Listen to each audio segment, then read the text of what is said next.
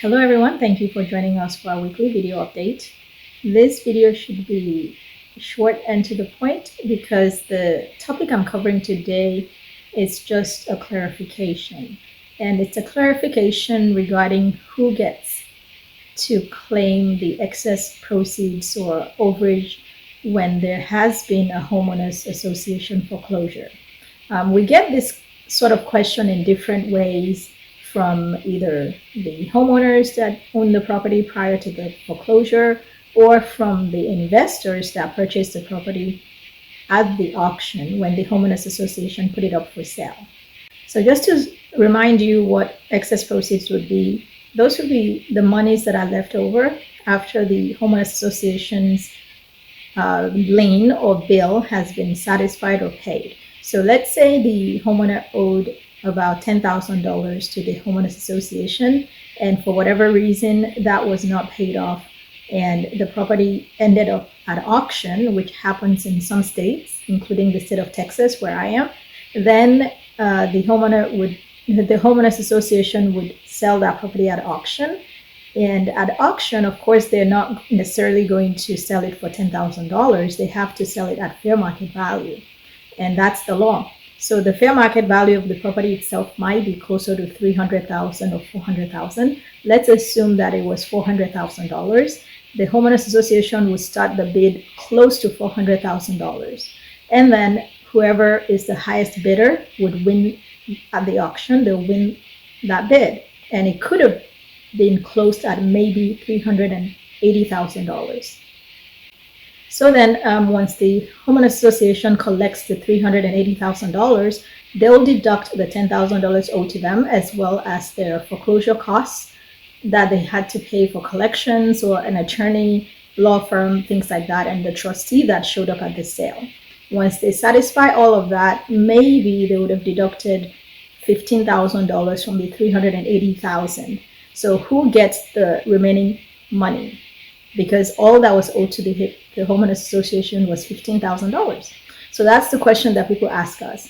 And in all cases here in Texas, the previous homeowner is the one that's entitled to the funds from the homeowners association foreclosure, unless the previous owner had already signed over their interest to a third party prior to the foreclosure. So the investor that shows up at auction is going to pay for the property, whatever it is. The homeowners association's trustee is going to hold on to the money that's left until the homeowner comes back. The previous homeowner comes back to claim the funds. So that's essentially the law.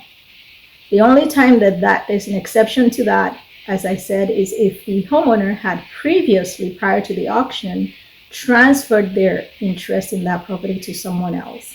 Maybe they had already sold it without notifying HOA or mortgage company or anything like that, but they sold it in some other way. It has to be recorded in the county's property records for it to be considered valid. If it's not recorded yet, but there was a sale, then we'll have a disputed claim, so that third party can step forward and also try to claim to be the last owner of record, even though they were not on record with the county. So all of that gets complex or complicated, and the lawyers would have to fight over who gets what, but it's never between the previous homeowner and the purchaser at the homeowners association auction. The homeowners association auction purchaser does not have entitlement to the funds that resulted from the homeowners association auction itself. If there is a second sale by the mortgage company, which happens sometimes, maybe there was a mortgage on that property and the owner was also behind on the mortgage payments, of course, or just for the fact that they've already gone through one foreclosure, the mortgage company has a right to declare a default, and they can then move forward with a foreclosure sale. If they do a foreclosure sale, even though the previous homeowner, let's call the person homeowner A, was the person that was on the mortgage, you would think that they would then be able to claim any excess proceeds that results from the mortgage foreclosure sale. But they are not able to do that because the transfer of title had happened when the homeowners association sold the property to investor or whoever it was that purchased at the homeowners association sale. So the investor in that case, or the third-party purchaser that bought it at the homeowners association auction, can then make a claim towards the excess proceeds that resulted from a future mortgage foreclosure sale. So this is my video for you for today. If you have specific questions in your state, it's best to talk to a real estate attorney in your state or a foreclosure attorney in your state. They'll be able to explain to you the rights, obligations, and entitlements of all the different parties. And if you have any questions in the state of Texas, then you can certainly contact my law firm and we'll be happy to help. So remember, we cannot answer your specific questions on YouTube. I have to remind you of that because lawyers are not permitted to do that. But you can certainly contact us on our website. Leave us a question there and we'll respond to you usually within 48 hours.